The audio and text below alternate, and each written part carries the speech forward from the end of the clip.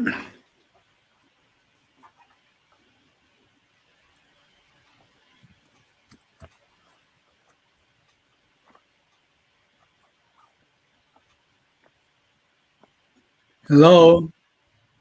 Good afternoon, good morning, magandang gabi sa inyong lahat kung saan man kayo naroon.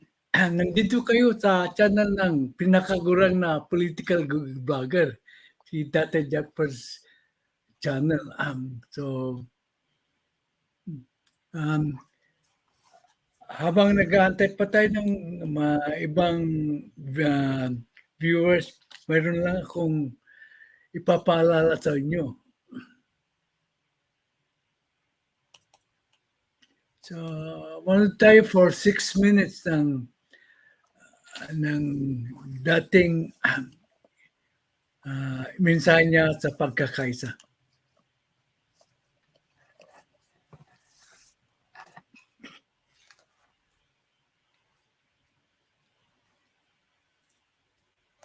Walang sound. Yep, I don't hear anything.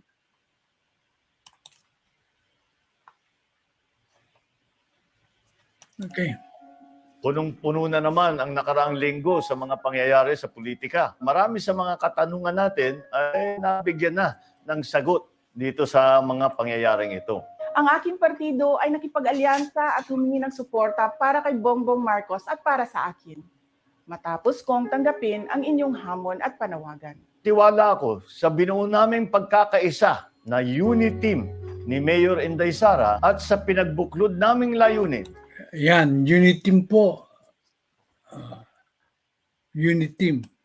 Na ituloy ang mga magandang nasimulaan ni Pangulong Duterte para sa ating bansa ay magiging matagumpay tayo sa inaasam nating pagbangon at kaunlaran. Ang layunin natin ay hindi lamang ituloy ang mga magagandang nasimulan ni Pangulong Duterte, kundi ang mas pagbutihin at mas palawigin pa ang mga ito. Ganun pa man, ito ay simula pa lang sa isang mahabang biyahe patungo sa tuluyang pagbangon natin bilang isang bansa. Speaking of biyahe, iyan nga ang pag-uusapan natin ngayon. Marami na talagang gumagawa nitong mga caravan na ito, mga Red Day na sinasabi nila. Ganyan din ang pinakitang puwersa ng ating mga supporters sa Cebu. Meron pa sa Kalinga. Yung Laguna ay talagang dumudumog talaga ang ating mga supporter. Meron din sa Mindanao, sa CDO. May nagtanong naman sa akin kung nakita ko daw ba yung mamang nahulog sa pickup truck. Ay, hindi ko nakita nung caravan, pero nakita ko yung video. Ay! Pero believe naman ako si ating kaibigan, talagang pinapasikat Good morning. na wala siyang tama. Ang ganda nga nung sagot niya sabi nga niya, basta Marcos supporter, kahit babagsak, babangon muli. Umagsak, pero bumangon muli para sa bagong pag-asa. BBM solid. May isang mama pa, nakamotorsiklo, nakapulang t-shirt. Pero ang ginawa niya, sumulat siya sa papel na solid BBM kami, tapos dinikit niya doon sa likod niya. Inalam namin kung sino siya. At nagulat kami na yung taong yun, ang pangalan niya Benigno Aquino. Who would expect that a very passionate Marcos supporter would be named Benigno Aquino? Ngayon ko lang nakita ito. Dumadalas na ang pagsasagawa ng mga caravan at motorcade sa iba't ibang parte ng ating bansa. Dati nakikita ko lang ito sa video saka sa mga padala ninyong mga picture. Pero nung nagpunta ako sa Batangas, nung nakarang linggo, naging bahagi na ako sa mismong caravan. Nagulat ako dahil hindi namin ini-expect na ganun. Ang aming schedule, sinasabi lamang, ay pupuntahan namin yung mga leader. Biglang sumalubong sa amin, ito kadami-dami na nakapula, na nakamotorsiklo at sinamahan kami. Hindi ang bigay ba yung log? Nandun lahat ng tao naglabasan, hindi lamang sa caravan, pati sa mga bahay-bahay nila naglabasan sila para magpahiwatig ng kanilang suporta.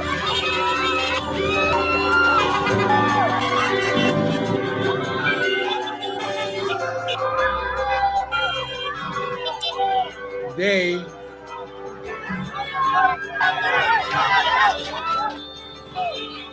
good day, Ray Mahilo.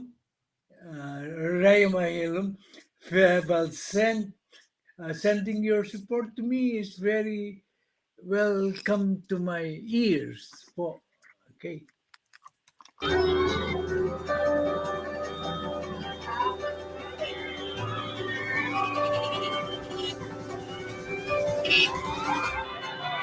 Kaya yung mga biyahe namin na dapat kalahating oras lang, naging 3 oras. Siguro yan ang pinakamagandang 3 oras na delay.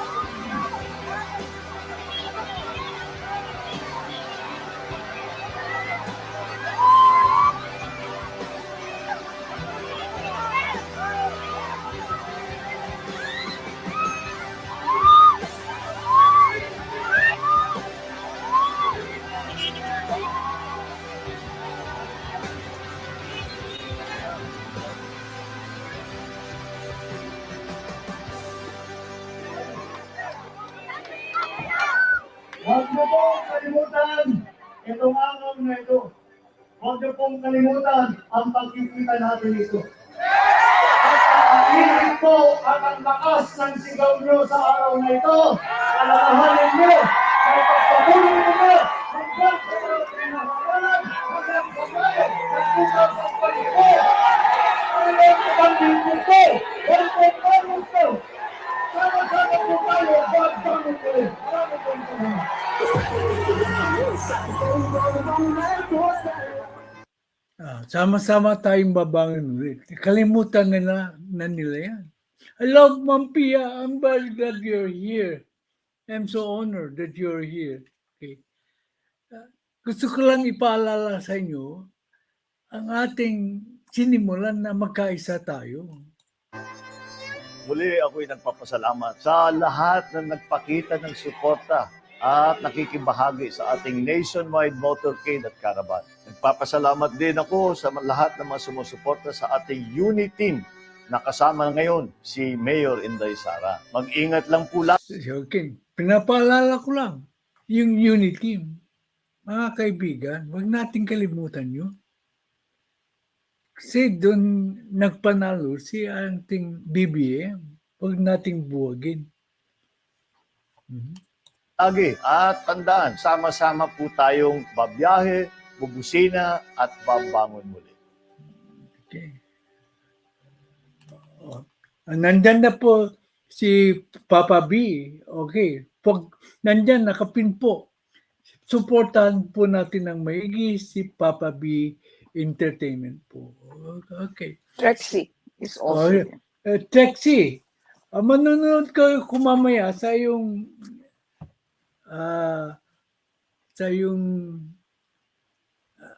LS. Okay, thank you sa pupunta sa akin. Meron pa ngayon. dumating. Sino? Si Daniel Berry Sports. Okay. Punta na tayo sa bali-balita. Kasi state news po ito. Okay. I just reminded you yung panawagan ng ating presidente na suportahan po ang unit team. Okay. So punta na tayo. Please subscribe to this channel to show support for Tatay's effort to bring you the latest news available. Okay. So ito masamang balita sa atin. China often uses economic blackmail. Okay, basahin mo. To get what it wants. Wala pa. Okay. I'm detecting. China often uses economic blackmail to get what it wants. Tatay will give one example. Okay. Pag nagbibigay ka ako sa news, parating may backup. Hindi lang nagbibigay ka ako ng opinion, parating may nagsusuporta sa aking opinion po. So, galing sa Newsweek.com, China using response to Lithuania's move. China has unleashed a volley of economic coercion against the small European state, restricting its exports and tying up more than 1,000 containers of goods, which Lithuanian businesses already paid for in Chinese ports, creating supply chain and cash flow crisis across Lithuania and beyond. Noong tabunan, di bastos ng China, nabayaran niya yung goods. Dinidelay niya sa kanilang ports. Di economic blackmail po yan. Okay. Yun ang ginagawa nila. Blackmail ka. They will economically pressure you to get what they want. Lalo ang sama pa nito. Nabayaran ng Lithuania yung goods nila. Pero hindi pa dinideliver. Okay. Si Coach Charlie, nandito naman. Okay. Another example po. So, kanilang i-publish January 11, 2022. Again, another example. This time from the Wall Street Journal. From the Wall Street Journal, China's economic blackmail backfires after Beijing's trade bullying. Australia tears up 2 investment deals. By the editorial page, April 25, 2021. I thought you said it was 2022. The first situation. I see. This is the second situation. Okay. So, hindi na ako nagsasabi. Maliwanag ang Wall Street Journal ang nagsabing nag-blackmail po ang China. Nakikita nyo. Matapang ako ng Australia. Nang ginawa ng Australia.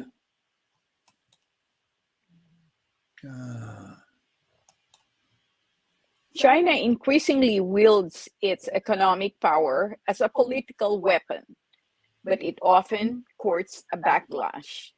The latest example is Australia, where the Foreign Minister Maurice Payne last week exercised. Okay. Naputol ulit. Sige, basta mo lang. Beijing had planned to cooperate with Victoria on infrastructure, biotech, advanced manufacturing, and technology. A 2018 Memorandum of Understanding and a 2019 Framework Agreement.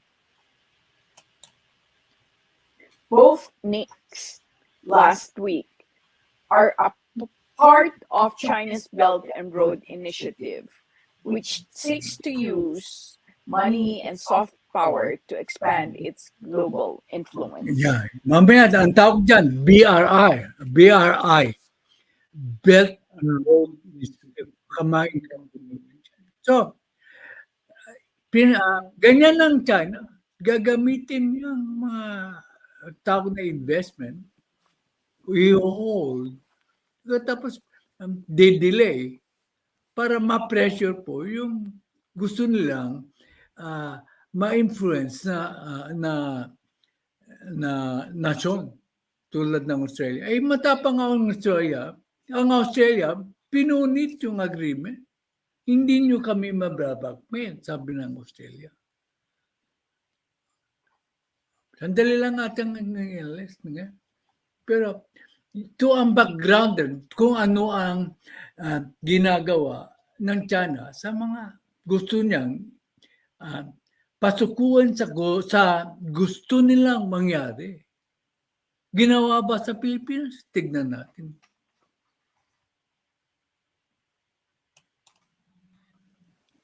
China's move to blackmail the Philippines economically to get what it wants. Ayun po. Nag-blackmail na po. Yan. Malinaw. Ginagamit ng China ang pagbablackmail sa mga nasyon economically to get what it wants. Ulit-ulitin ko yan. Saan nyo lang makikita dito? Dito lang sa ating munting channel. Okay. Philippines to no longer look to China for funding 3 railway projects. Ang lalaki niya, bilyon-bilyon na project yun. Bilyon-bilyon po ang mawawala sa atin. yan ang ginagamit ng ating ng ah, supposedly kaibigan nating China. Kaya nakagagalit din. Kaya President Marcos is walking a tightrope. Hindi niya basta-basta pwedeng kaawayin ang China kasi ang laki ng mawawalang investment po. Nung nagpunta siya sa China, nakakuha siya ng pledges na 22 billion. 22 billion. O baka mawala yun eh. Tignan na. Kailangan natin ng investment pero hindi po isasakripisyo ni PBBM ang ang ang welfare ng ating nasyon dahil lang sa investment. Matapang din ang ating presidente. So tignan natin ang nangyari. Philippines drops Chinese funding for 3 railway projects by Sebastian Strangio. Okay. October 27, 2023, The Diplomat. Okay, kapapasok lang yan. Wala pang ibang dalaga na nagtatalakay. So, 3 railway projects. Ano kaya yun? At pagkano ang total amount ng project na wala sa atin?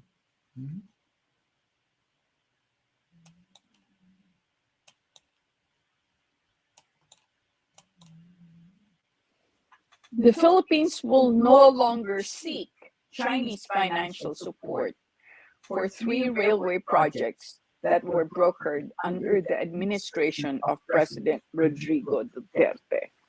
So, Secretary Jaime Bautista said that China had apparently lost interest in the projects, which included a symbolic freight connection between the 2 giant former U.S. military bases on Luzon Island. okay.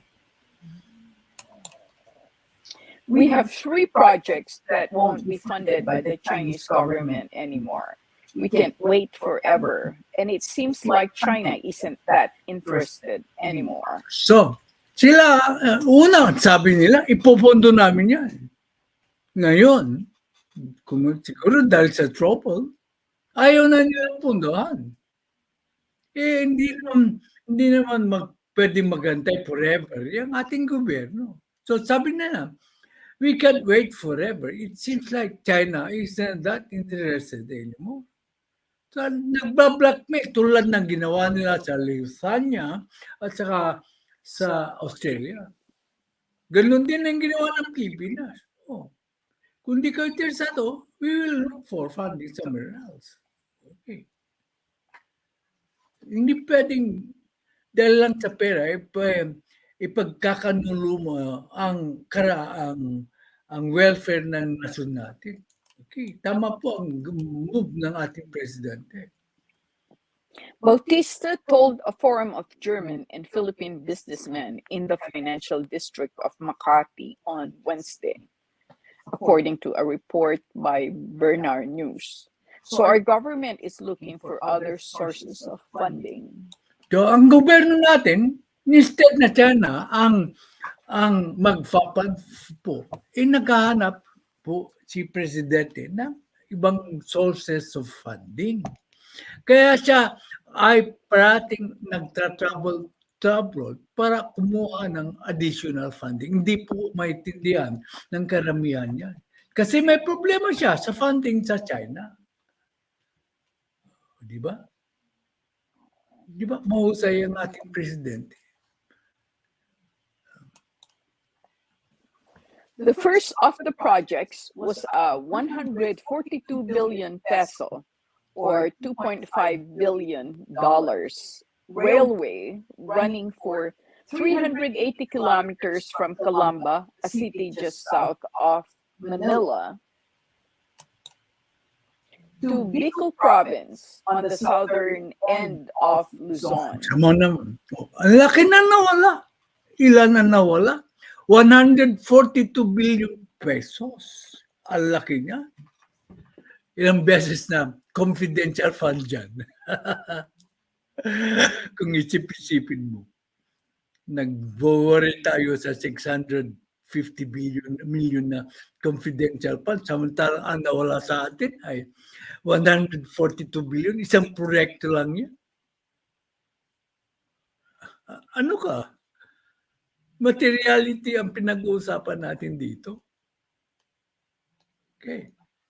And the second was an 83 billion peso or $1.45 billion, 100-kilometer commuter rail line in Mindanao in the southern Philippines. So sa dalawa lang na nawala, 83 plus was 142 billion. So lalabas na 225 billion ang mawawala sa atin. Yun lang, dalawa lang yun. 225 billion peso project. Ang nawala, ang nagbabangayan tayo dahil sa 650 million confidential funds. Ano kayo? Ano kayo? Dahil lang doon, sisirain nyo ang gobyerno ng Pilipinas. Look at the materiality. Sinasabi ko, materiality.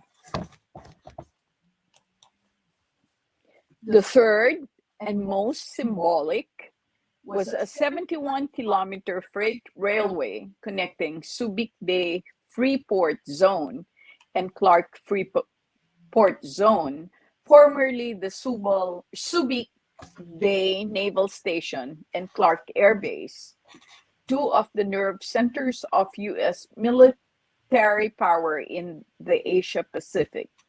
This project was slated to cost 51 billion pesos or $896 million. So all in all, nawala sa atin 276 billion.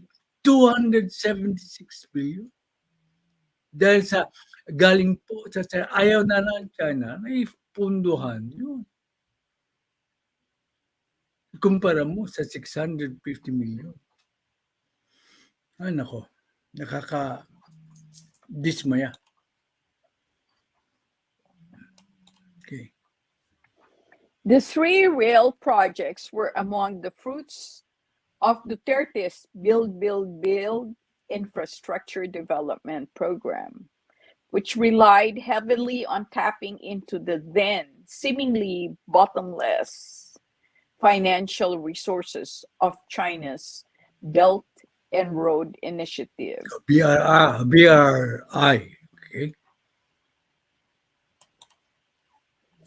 But like Duterte's China-friendly policy, the projects were always controversial, with critics focusing on the relatively high interest rates and the strategic backdrop of ongoing Chinese incursions into Philippine-claimed parts of the South China Sea. Yan ang sinasabi ko. May connection yata sa South China Sea.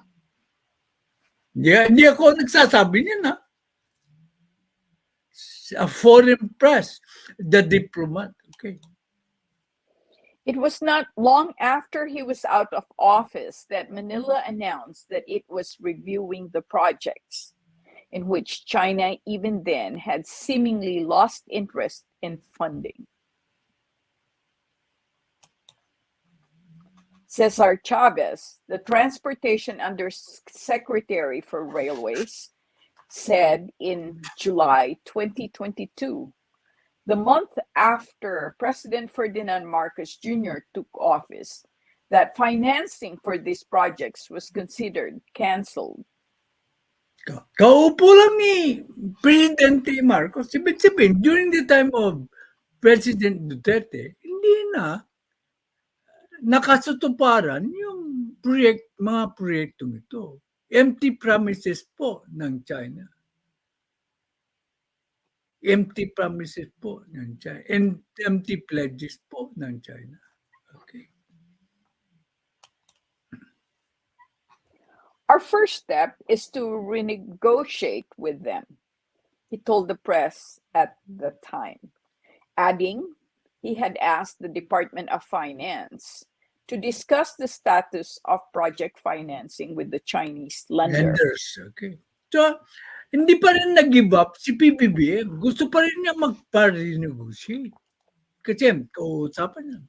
Ang first step daw is to renegotiate with them. Gusto nang ituloy ni PBBM.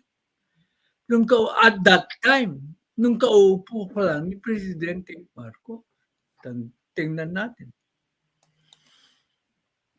Taking into account China's willingness to lend and the Philippine government's ability to borrow. Okay. So, walang nangyari po. ABS-CBN News reported on Wednesday on the contents of a letter that the DOF sent to the Chinese embassy. So, current lang ito. Wednesday lang ito. Kasi October 27 po ang date ng news item. So, noong Wednesday, 3 araw, nagpadala, nakita ng ABS-CBN ang sulat na pinadala ng DOF sa Chinese Embassy. Okay. Kararating po lang, fresh news po ko ito sa inyo. Una kayo ang unang makakatunghay ng balitang ito. Formally notifying it that the president was no longer inclined to pursue the Chinese ODA financing for the Mindanao Railway Project Phase 1. Ganyan ang ginawa ng presidente. Tulad ng ginawa ng Australian Prime Minister na ayaw magpa-blackmail. Si Presidente Bongbong Marcos ayaw din magpa-blackmail sa China. Magiting ka, Presidente. Okay. Hindi bali na mawala. Magharap pa tayo ng other sources of funding. Let us not be blackmailed by China. Mabuhay ka, Presidente, for your fortitude, for your willingness to protect the interests of our nation. Mabuhay ka, Presidente.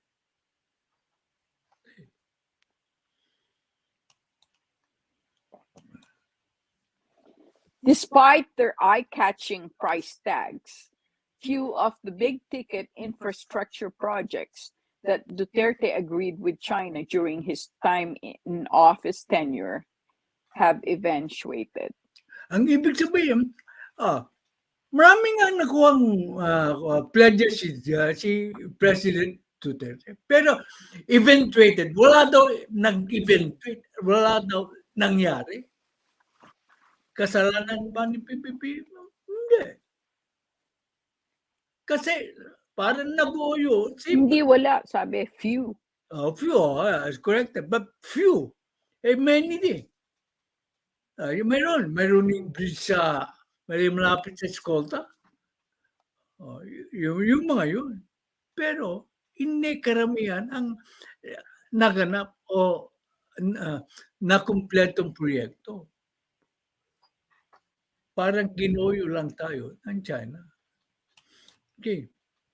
The interest of gaining access to Chinese financing under the BRI. BRI. BRI. Did I say BIR? Yeah. Why China has lost interest in the railways is unclear. The current maritime tensions can't have helped. But it is obvious that the momentum was waning long before the current tensions broke out. Okay. It is possible that Beijing decided to abandon the projects in anticipation of political opposition from the Marcos administration. Okay, nakita na siguro matapang si Presidente. Hindi basta-basta magugoy ng China. Yan na. Lumalabas na po. It may also reflect Chinese banks' fading zeal for backing infrastructure mega projects in high-risk markets.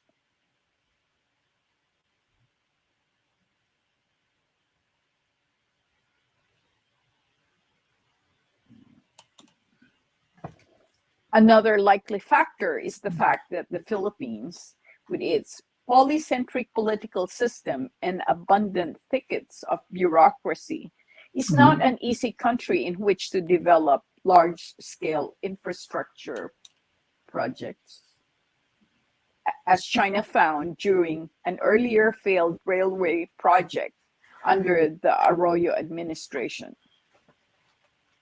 Okay. Kaya nga, sinusolusyonan ni Presidente Bongbong Marcos yung bureaucracy. Yan ang ipinipitch niya when he travels abroad na there is a way of easing the doing of business in the Philippines. Yung one-stop shopping na sinasabi niya, kung kung napanood nyo yung mga past videos ko, meron siya yung one-stop niya, isang kung lang sa computer, lahat ng forms ay ma-access mo na. Ganyan kagaling ang ating presidente. Okay. That said, Bautista and other Philippine officials say they are confident that they can find alternative backers for the railway projects. Ibig sabihin, maski umayaw ko China, mayroon kami makukuhang backers sa ibang bansa. Maybe sa Europe, sa States. Okay. Chinese loans for 3 multi-billion peso railway projects that were to be major legacies of former President Rodrigo Duterte under his Build, Build, Build program have been scrapped as his administration bowed out, a transport official said on Friday. Philippines scraps China loan deals for Duterte. Okay, so that's the second story corroborating the story by the diplomat. Okay, ito, last story na po. Maging ikaw sa Pilipinas, may red tide. Results of monitoring by the Bureau of Fisheries and Aquatic Resources, or BFAR, showed the presence of red tide organism Polydinium bahamense in portions of Manila Bay in Bataan, Cavite, and Navotas. Densities of toxic red tide organisms in the water and shellfish gathered from these areas, however, remained within the tolerable level. Pero ang advice ko, huwag muna kayo kumain ng shellfish, lang tulya. Baka mas importante ang kalusugan. Mayroon ng warning ng red tide. Okay. So, ulitin ko, yan na po ang last na item. Wala nang ibang news kasi, yun lang. Pero, nakakabahala ang pagba-blackmail ng China sa atin economically. Yan ang makukuha nyo sa aking channel. Una, kayo sa lahat ng balita. Kaya, pakisuportahan lang po ang channel ko kung gusto nyo ng channel na nagbabalita sa inyo. At siya nga pala. Shella Maceda and Charlene Kim are here. Okay. Hello, Charlene Kim. Okay. And Shella. And Shella Maceda. Ito, pinamis ko sa inyo kanina na ito hindi ko mahanap na nagpapatunay. Close po si Erwin Tulfo at saka si Speaker Martin Romualdez. Yan. Ipinakita ko sa inyo, ipinahayag ko sa inyo yung news stories about the support of Erwin Tulfo kay Speaker Martin Romualdez. Pero iba rin na makikita nyo na talagang close sila. Magkasama sila parati. Sa palagay nyo. Kung tatakbo si Senator Tulfo sa 2028, sinusuportan ni Erwin Tulfo? Siyempre yung kapatid niya. May posibilidad na ba na mag-tandem sila ni Senator Tulfo at saka um, ni Speaker Martin Romualdez? Yan, nakikita niyo na. Kinukorta ng mga Tulfo brothers si Speaker Martin Romualdez. Si Speaker Martin Romualdez ay mayroong karisma at charm. So, hindi natin madi-discount na ang maglaban ay all girls big laban sa all male. All girls, sabi ko, dahil si Sara Duterte, Anami, at saka Senator Tulfo, at saka si Speaker Martin Romualdez. Sino ang pipiliin nyo? Ako, mayroon na akong napili. Kung sakasakaling ang dalawang ito ang maglalaban, mayroon na akong mapipili. Opinion ko lang yun. Bahala kayong mag-decide kung sino ang pipiliin nyo. Okay. Magbasa. Wala nang ibang komento. Mag-i-end na tayo.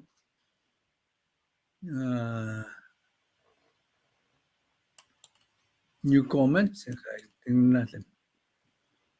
So, Red Mahilom, si Charlie Kim, wala na, si Kois. Okay. So, salamat sa inyong panunood. As always, ang ating second LS is purely mostly news. With a little comments po. Pero hindi po tayo magtatagal sa komento. So, let us try to go to Trek Villa's live stream mamaya. Kanong oras po yun? Trek TV, paki-promote mo nga yung channel mo. Trek Villa, if you are around. Paki-promote mo ang oras ng yung channel. Kayo rin, Ceramic, kung mayroon kang LS, i-promote mo na rin. Shout out daw, sabi ni Feval, okay. So, naku, napapagod na ako. Thank you very much.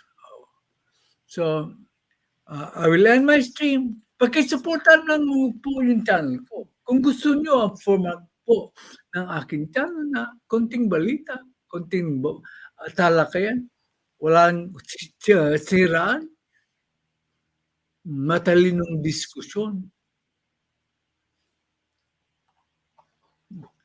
Yan ang galing sa pinakagurang na political blogger sa Philippines. Okay. Pagod ko. Feval said. But nagsasakripisyo ko para sa inyo. Okay. I love you all. Bye.